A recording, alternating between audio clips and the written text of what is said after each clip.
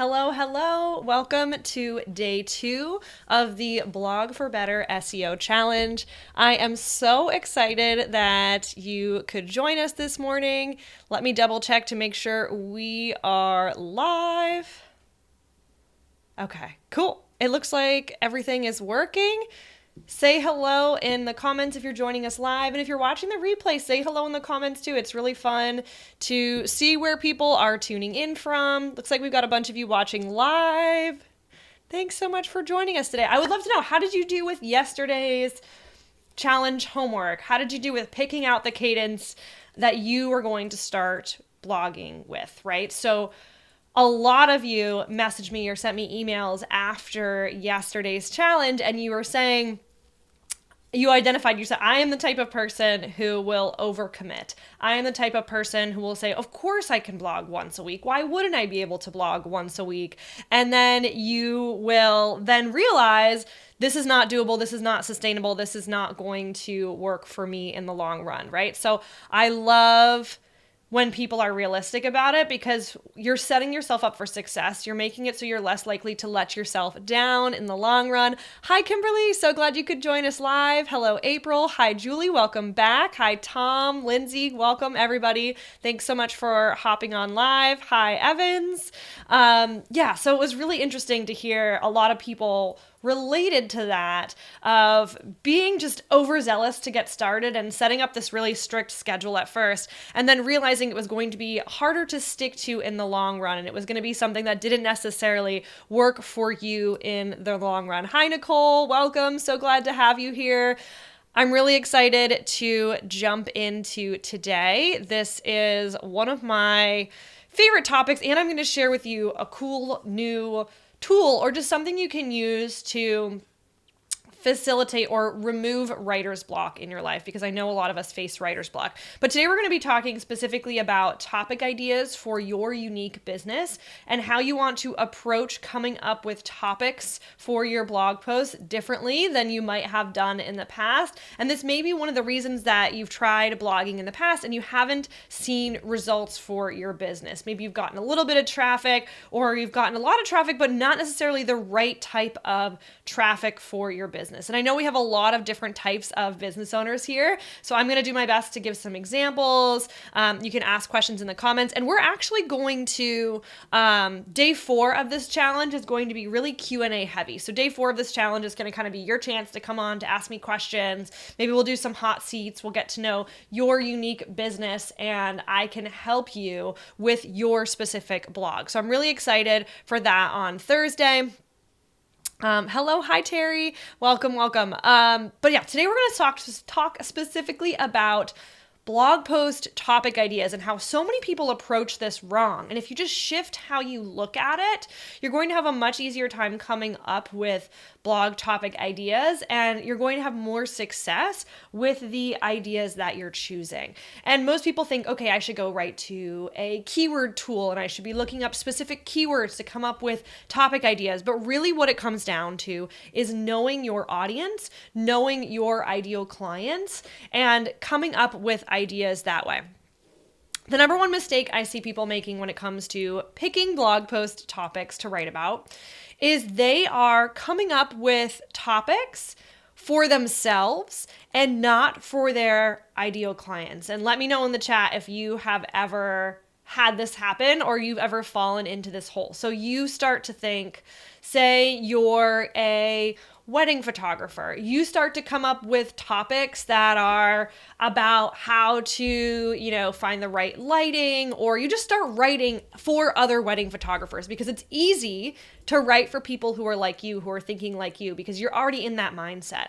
Or say you're a brand or a web designer. It's really easy to start writing how to design posts, which can be helpful in some ways. Like you might be finding somebody who's trying to DIY and then ends up hiring you later. That can be helpful, but we're going to talk about how you can shift from writing for yourself to writing for your ideal clients, and how you can end up pulling those ideal clients into your blog.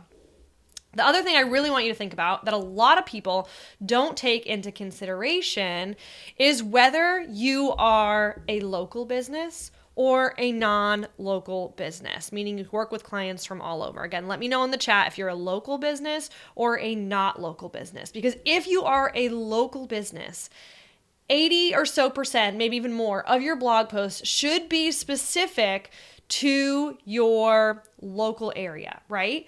And it's not just sharing your work and saying the location that your work was done in, right? Like, so for example, wedding photographers or brand photographers or whatever it is, a lot of times all of their blog posts will just be past examples of work. And they will end up just writing about that, just sharing their past client projects, putting in the couple's names and putting in the location. That's not great.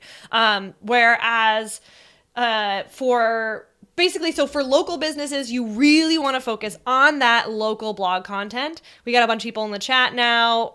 Julie says not local. Kimberly says both. Terry says local business. Evan's not local. Okay, good. So we've got a good mix here. I am personally a non-local business, but I work with a ton of local businesses and non-local businesses. So it really depends, right? But I see a lot of local businesses making the mistake of not targeting the local market, which is actually less competitive because you're niching down to an area. Your blog topics can be more broad because you're able to niche down. And if you're not local, you have a lot more flexibility in the type of content that you will be creating. And we can get to that in just a bit too, because it's really, really important that you are targeting the right people. You're not targeting people who are in your field. You're not targeting your competitors. You want to be targeting your ideal clients.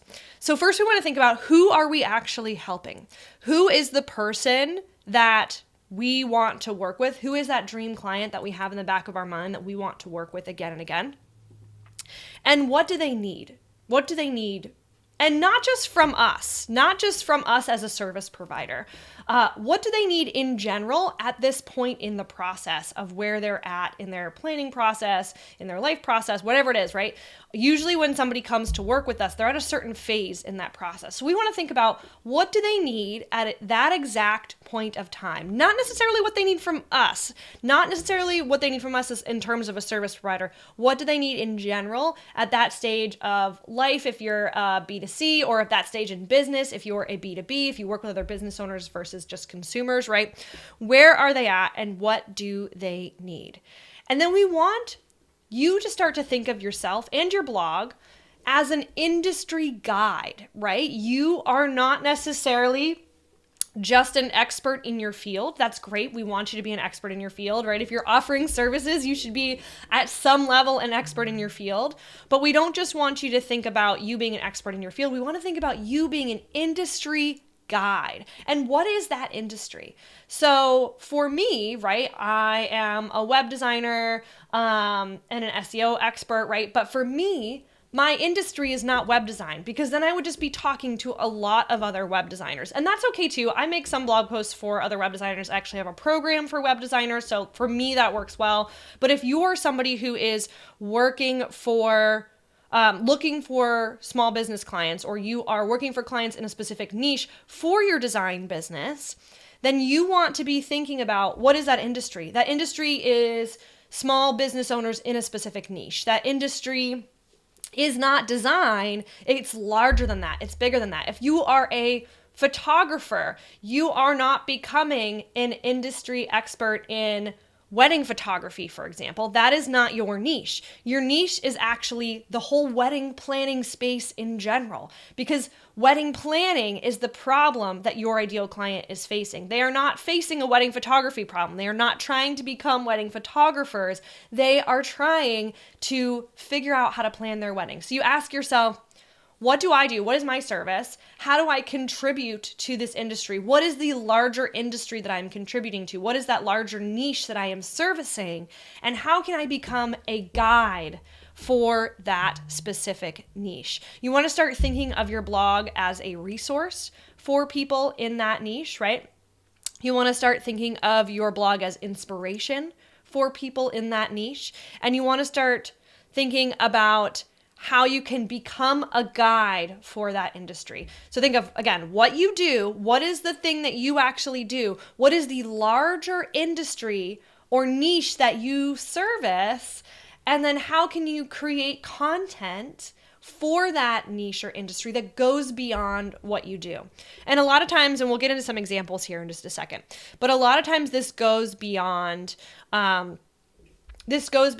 just trying to figure out, again, who you're servicing, but it's the larger niche around that. And for an example here, so if you're a wedding photographer and you have a blog, your blog is not just going to be about wedding photography, it's going to be about wedding planning in general. And to create posts outside of just the service that you provide, you're going to be thinking about what are all of the complementary services or things that my ideal client needs at this moment in time when they're making the decision to hire a wedding photographer. If you are a web designer or a designer or anything like that, right? If you serve other business owners, you are not just an expert in that field.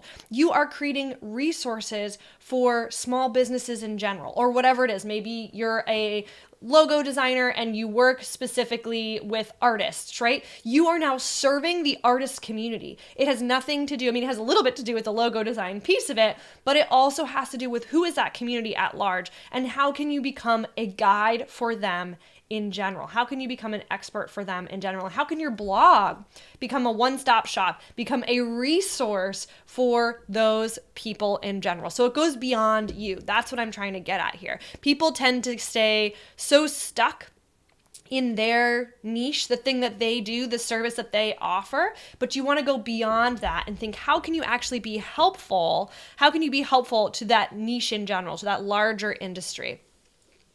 If you have two niches, April says, should you have two blogs, photographers and interior designers?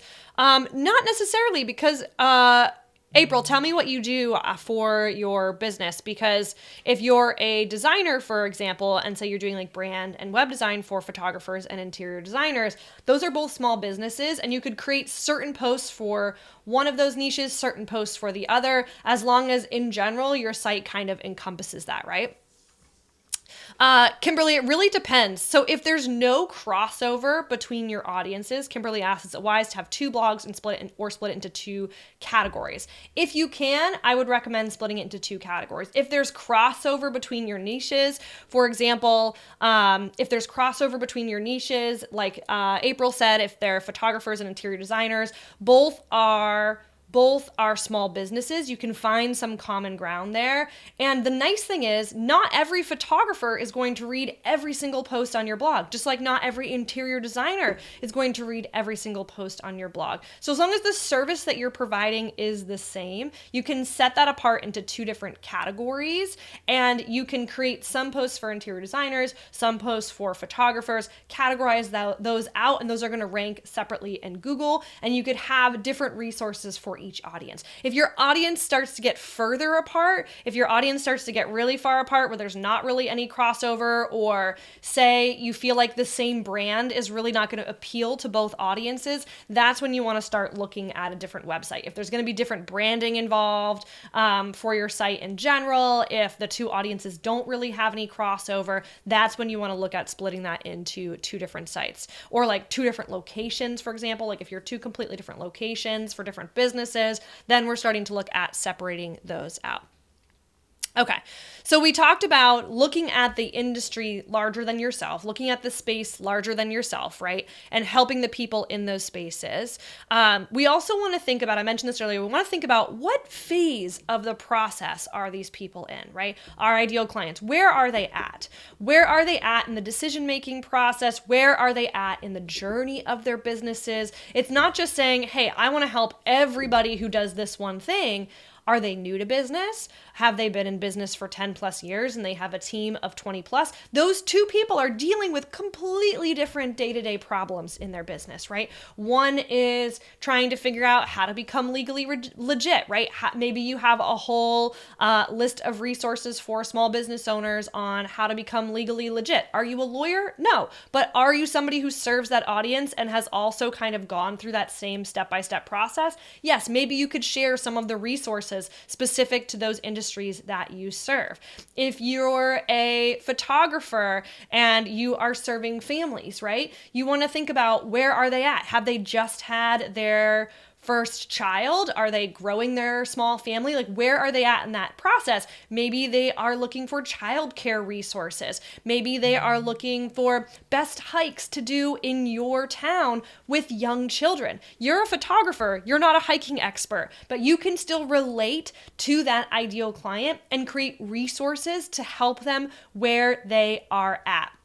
So think about those complementary topics that you can add on to the blog post that you're already thinking about writing for your specific niche. How can you go broader and target those same people, but target them at the point that they're at, kind of where they're just starting to become aware of the problem that you solve. So I love that example of maybe you write a blog post all about like the 5 best hikes outside of Boston for parents with young children, right?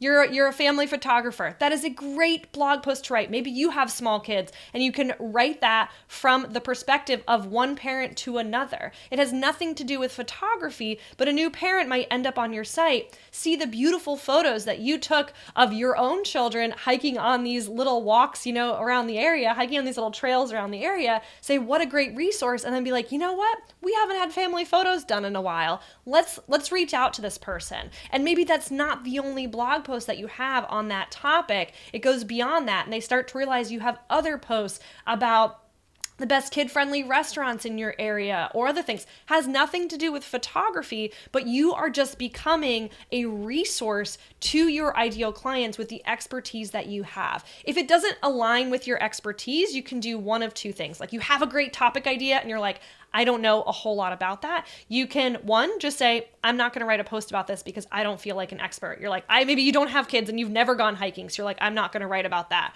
Or in the business example, maybe you don't run that type of business and you're uncomfortable making recommendations for legal services. Not giving legal advice, just like linking them to other resources, right? That would be like a roundup post where you're linking to other resources. You could do that. Or you could say, the other option is you say, I'm not going to do it. I'm not comfortable. I don't know enough about that topic. The second thing you could say is, I'm going to research this.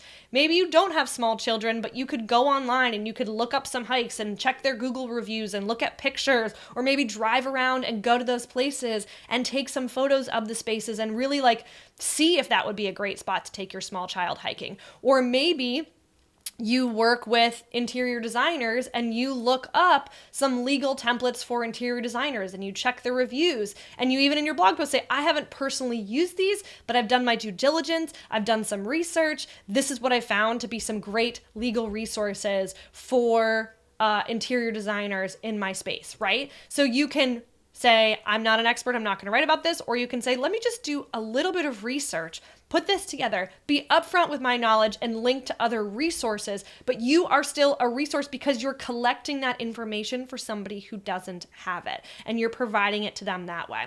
So the whole point of this is I really want to encourage you to come up with blog post topics. Some can be about exactly what you do, and that's great, right? Some can be about exactly what you do. Some can be sharing your work and the work that you've done in the past. But others, I want to encourage you to think about what complementary topics can we include that are going to attract my ideal clients. They may not be directly in line with what I do, but they can attract ideal clients for me because I am getting a little bit outside of my comfort zone, a little bit outside of my expertise, but I am becoming a resource and a guide for the people that I really want to work with. And then once you get them to your site, you can get them on your email list. You can stay top of mind with them. Maybe they'll follow you on Instagram, fill out your contact form, start to build that long-term relationship with these people,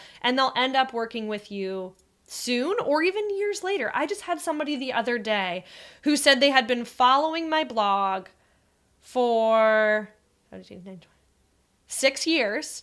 I had no clue who they were. They had been following my blog for 6 years. They had been on my email list that whole time, and they just hired me to work on their website, right? It's amazing how just that little bit of staying in touch, and that's an example of a long game. Not everybody takes that long to convert to a client. Some people find you and are ready that next day and will fill out your contact form and hire you within the week. But sometimes you have that long game. And what's really nice is those long game clients that found you a long time ago through this helpful content. They've maybe follow you on Instagram, join your email list, whatever it is, stay in touch. And then years later, they end up reaching out and hiring you. And maybe it's during a time where you're experiencing a little bit of a slow season, or you're really excited to get that next client, but you didn't have to really work to get that client because you've been sort of nurturing them all along. So it's really, really powerful.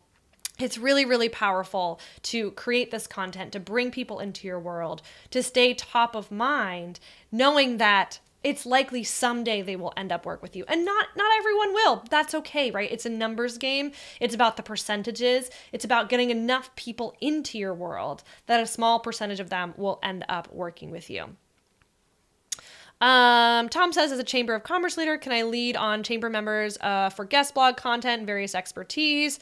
Definitely. So you can definitely pull in outside people. So another great idea for a blog post is so you know your niche, your service that you provide. You know what the larger niche is around that, the larger industry around that you're going to serve. And maybe there's space in that industry that you are personally not super comfortable with, like legal, for example. If you're a brand photographer and you work with a certain kind of business and you want to provide resources to legal templates because you like working with businesses who are just getting started in business. And what do they need when they're just getting started?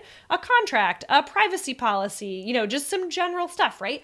You're not an expert on that. You can go find other experts. Say you found one other lawyer out there who specifically works with your niche and is also local. You reach out to them. You do a joint Facebook Live. You hop on Instagram Live together and you record it and you repurpose that content. You turn it into a blog post. Or you find 3, 4, 5 different experts. You reach out to them and you say, hey, I'd love to feature you in a post about this particular topic. I would love to know what is the number one thing that you recommend to people who are just getting started in this industry from a legal perspective. And you collect all their answers. You put it into a blog post.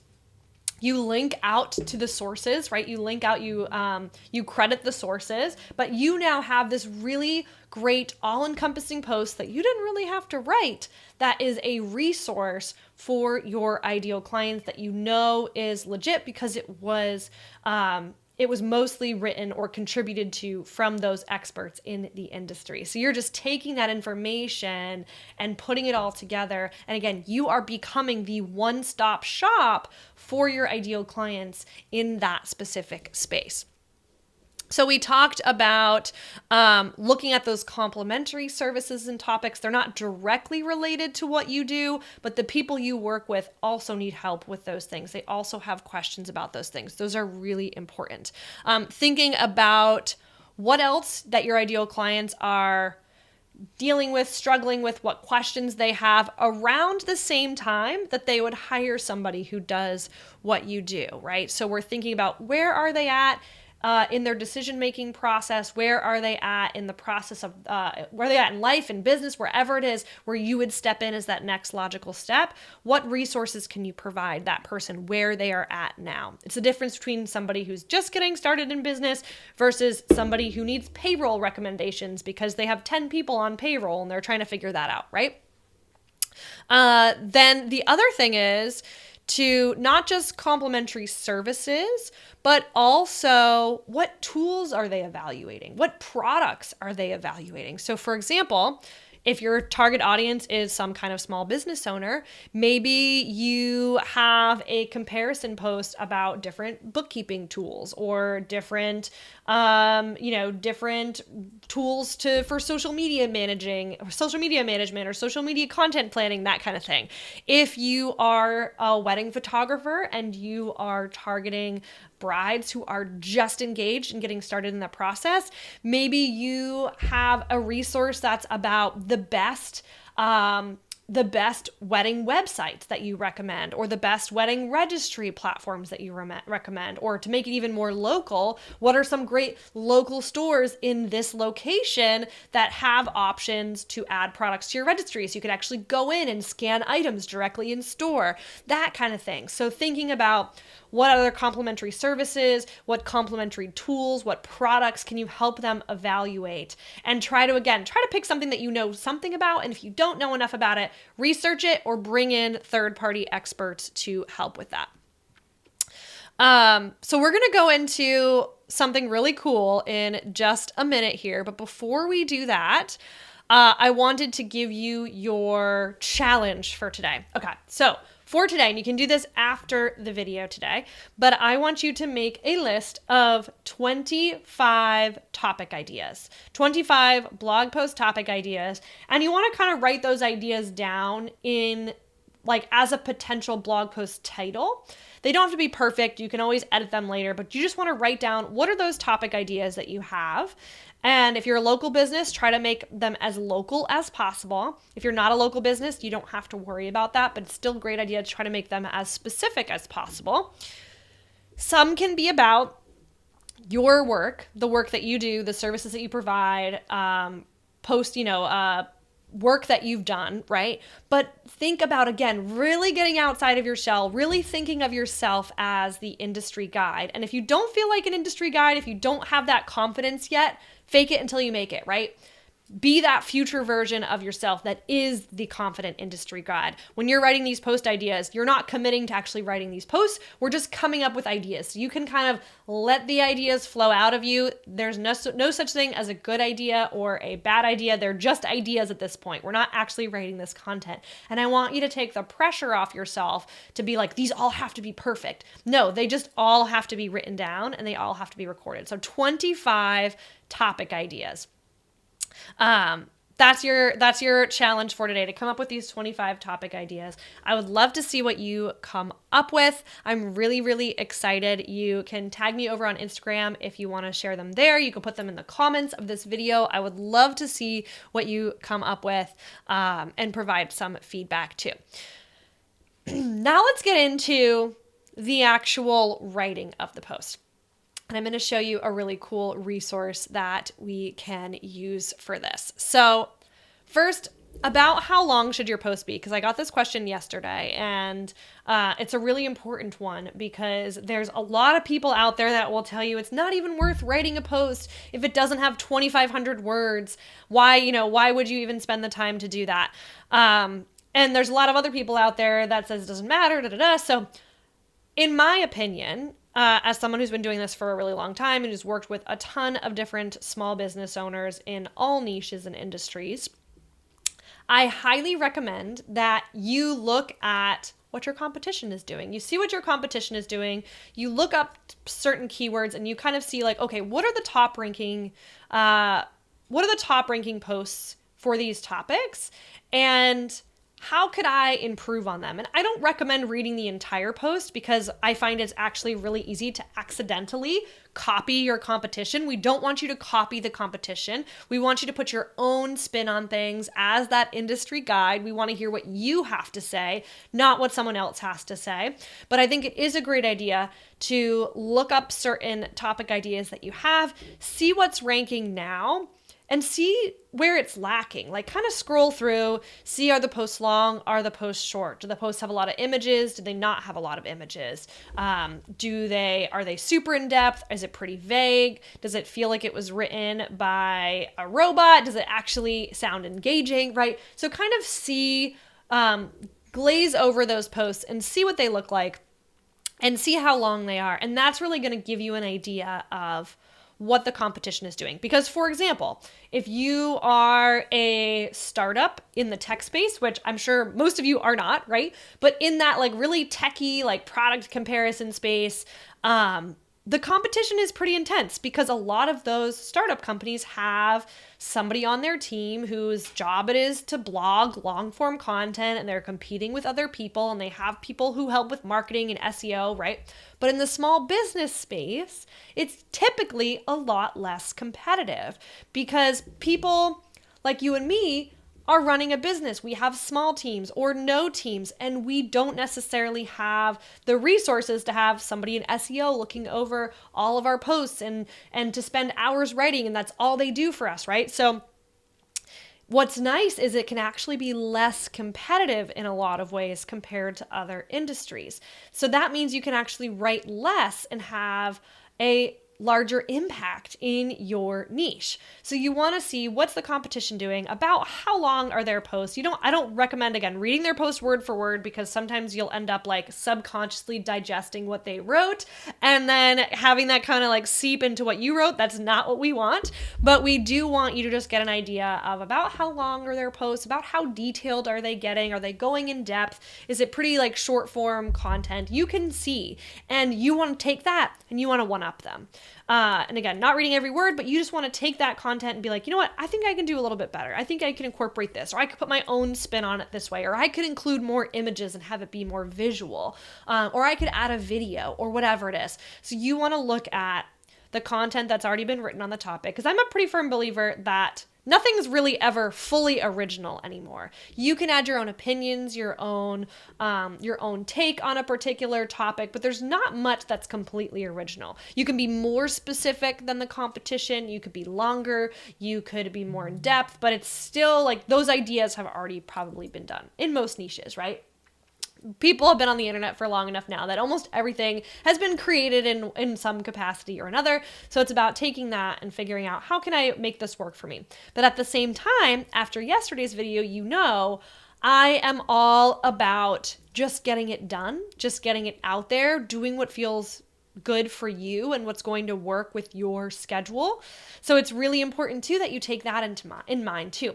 And also know that unlike a social media post that pretty much gets published, it's either going to do well or it's going to flop, right? You're going to go viral on Instagram Reels, or you're not going to go viral, and you can't really change that post once it's published. For blog posts, you can.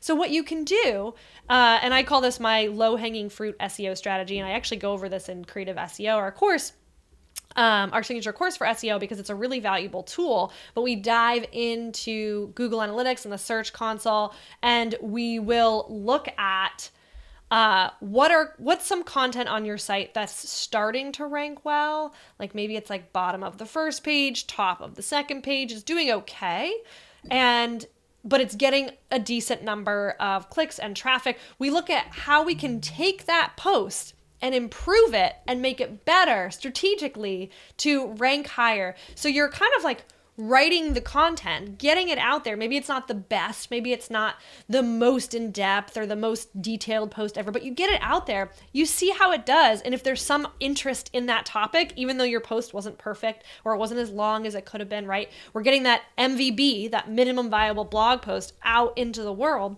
We're letting it ride for a couple months. We're seeing how it does with traffic. And then we're going back and taking those posts that are starting to do well and making them even better. So they just start crushing it when it comes to ranking in search. That's a great strategy too. And it takes the pressure off from feeling like the blog post has to be absolutely perfect out of the gate. And I've done that with a lot of my content too, where I start to notice some of my content that I wrote a long time ago that I thought was pretty good at the time, but I look back and I'm like, oh, I was just getting started blogging when I wrote this. It could be a lot better, but it's still getting clicks. It's still ranking fairly well. I'll go back in and I'll revamp that post. And that way most of my effort is going towards optimizing that content, making it better, rather than, it's always great to add new content, but it's helpful to know what's working and to double down on that too. So check out your competition. I typically recommend that at the very minimum, depending on your niche, the very minimum, we're talking about 500 to 700 words for a blog post, the very minimum, and up to about 2,500 words is where those are kind of some of the more long form blog posts that I've seen. But it really depends. And the other thing too, and we can talk about this strategy as well, but it's really important to be linking between your blog posts and linking to relevant blog posts. Again, that's a little bit more advanced SEO strategy that I talk about in my program. I don't want to get into that too much now, but I really want you to think about done is better than perfect.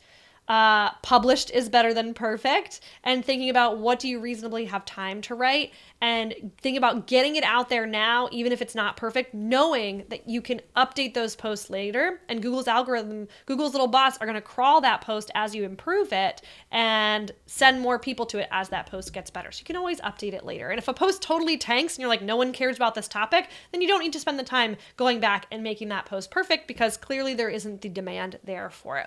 And part of it is definitely trial and error, right? No SEO tool is going to be able to tell you exactly what post title is going to take off. You kind of have to play around with it a little bit. And that's why I think published is better than perfect, because you never really know. You can do some research, but you never really know exactly what's going to go viral. So just get it out into the world, see how it does, and improve as you go. All right, I wanted to show you a couple things. Let me know in the chat if you have, like, okay, we're going to have your 25 topic ideas. I can't wait to see what you come up with. But you have that topic idea and you're like, now what? You're just staring at a blank page and you're like, I'm really not sure what to write. Where do I start? How should I, where do I go from here, right? You're staring at a blank page. You're staring at a blinking cursor on your page, and you're just not sure where to go from here. And this is where you get stuck, is looking at that blank page. Let me know in the chat if that's you, because I have something really exciting to show you.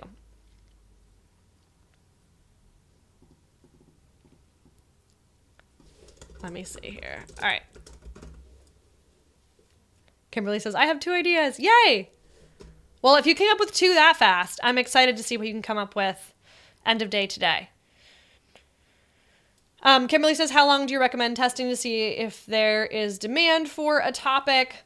It really depends, but I would say somewhere within that like 3 to 6 month mark, you'll typically start to see content doing well or not doing well, or just even getting any traffic at all. And you can kind of see, okay, it's starting to get some traffic. We can improve this later. All right, you guys, this is gonna blow your mind. You're gonna be so excited.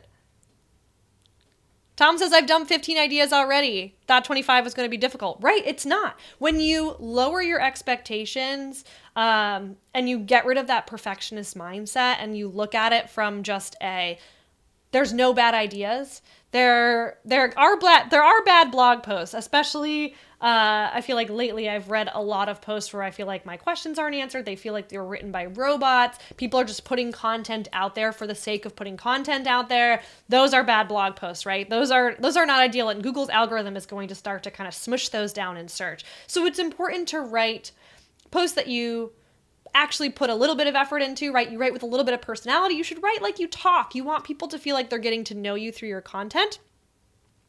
But at the same time, when we're just coming up with ideas, this is just brainstorming. This should be fun. This should be like, there's no bad ideas. Everything's getting written down, and we'll come back later with a fresh set of eyes and circle all the ones that we're like, yes, we're going to write this one. This is a great topic idea. Okay. So let's hop over to a very cool tool that I want to tell you all about. I am so excited. And I just realized my camera is mirrored, but that's totally cool. Can't figure out how to fix that. Okay, whatever. Okay, so let me know. Have you guys heard of AI? So like ChatGPT, in Canva, it's called Magic, right? And I've been using ChatGPT for a little while now. I absolutely love it. It's like an AI bot for the internet in general. And it helps you write things, come up with ideas. It answers your questions. It comes up with ways to say things. Now, I don't recommend letting AI write entire posts for you. I think that's a terrible idea. There's also now all these like AI detectors out there that can apparently tell the difference between content written by people and content written by AI, which is crazy. The technology is absolutely crazy.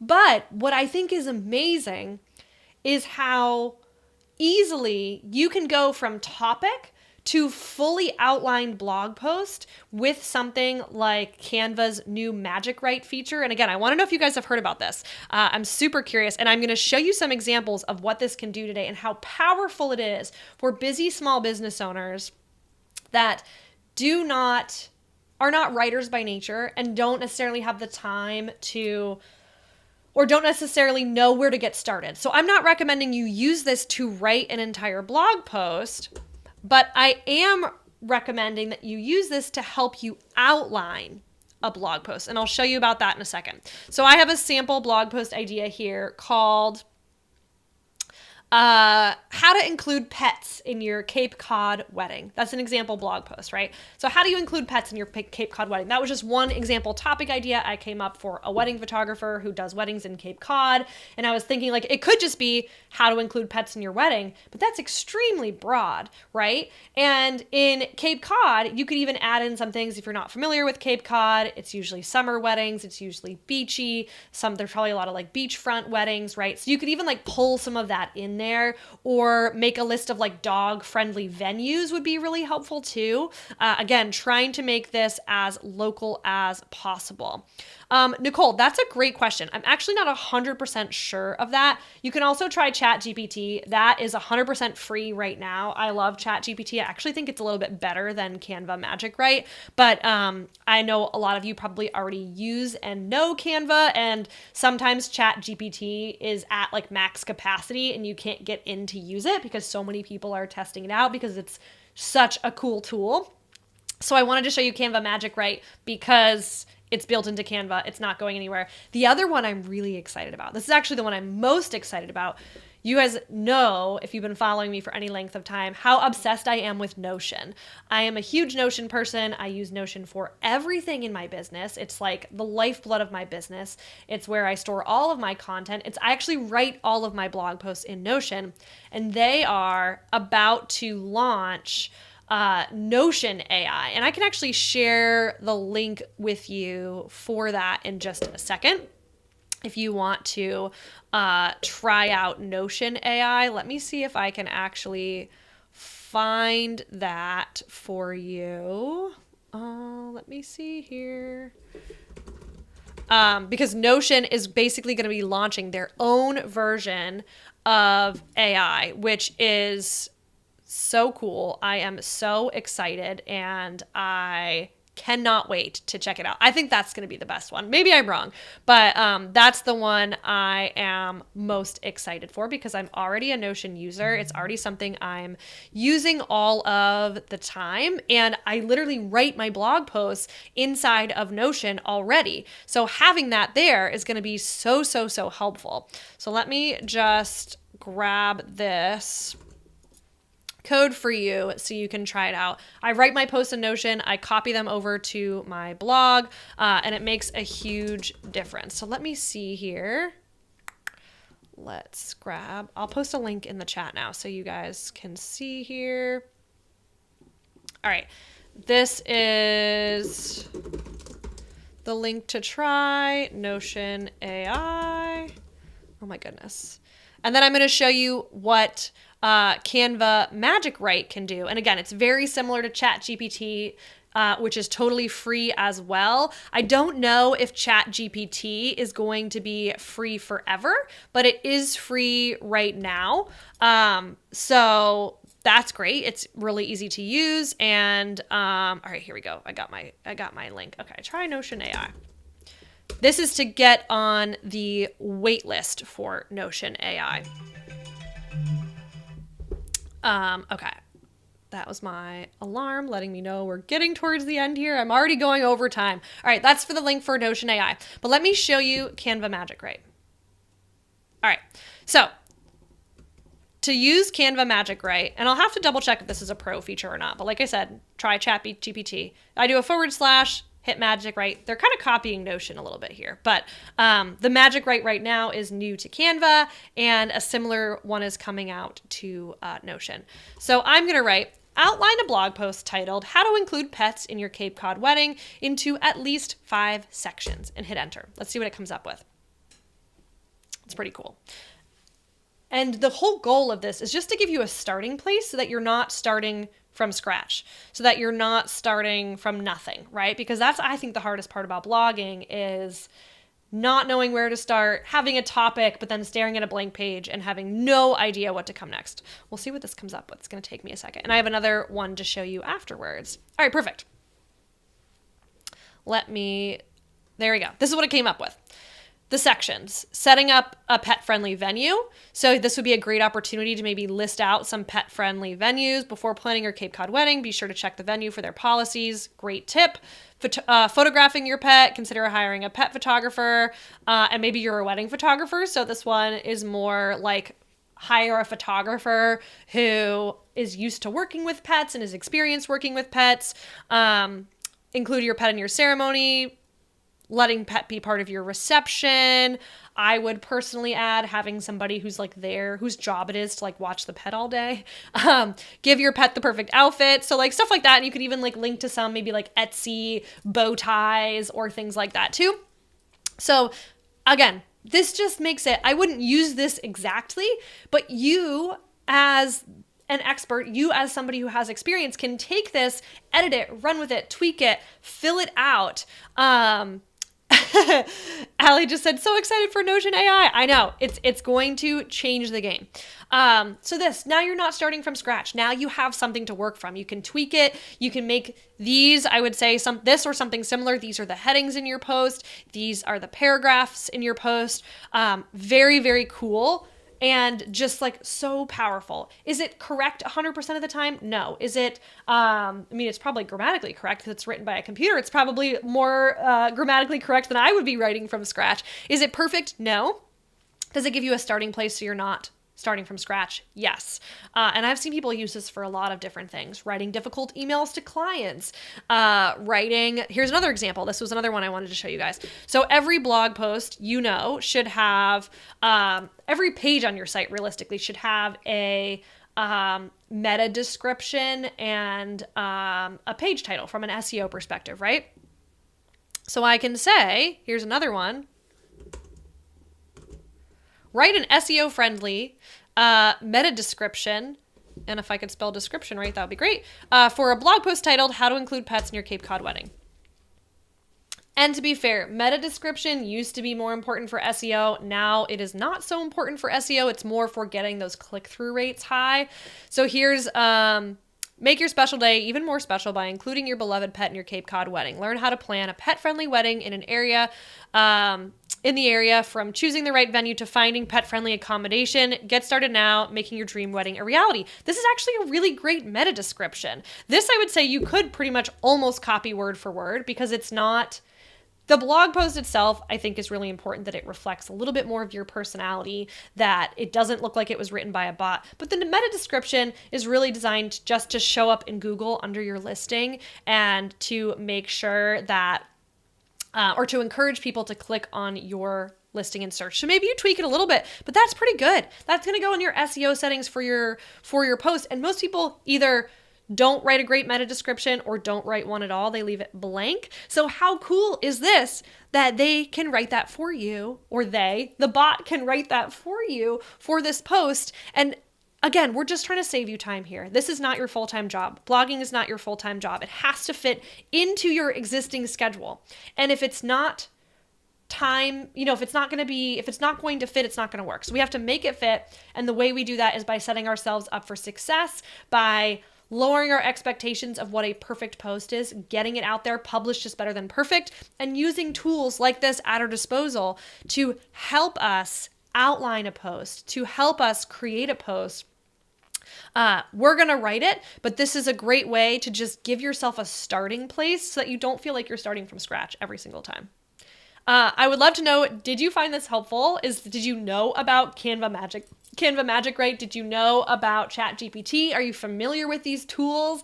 I'm dying to know if this, again, is totally new for you or something you've already played around a little bit with, because it's so insanely powerful and just a great way for people who don't do this, or even people who do this full time, but people who need a little support doing this and want to shave down the amount of time they spend doing this sort of thing. So valuable, so incredibly helpful. I think even the best writers use it as a starting spot. You can always add to it, but I think it's so much easier to add to something that's there than to start from scratch. Thank you so much for joining me today. I am so excited for day 3 tomorrow. It's going to be a lot of fun. Get those 25 ideas written down. If you want to go to 50 and you're an overachiever, let's do it, right? You're not actually going to write these posts right now. We're just coming up with ideas. No bad ideas. Get them down on a piece of paper. Let's see it. And then I'm also going to tell you guys a little bit about my SEO course, Creative SEO, as we get into day 3 and 4. I'm really excited to share that with you and some details there if you want to take your blogging and SEO to the next level and optimize your entire site. Really excited to share that with you. But stay tuned. Tomorrow's going to be another great day of the challenge. You're able to watch the replay for today and the replay for tomorrow, or yesterday, sorry, right here on YouTube. I can't wait to see you tomorrow morning. Again, 10 a.m. Eastern, 7 a.m. Pacific. See you there, and I will talk to you soon. Have a great rest of your day.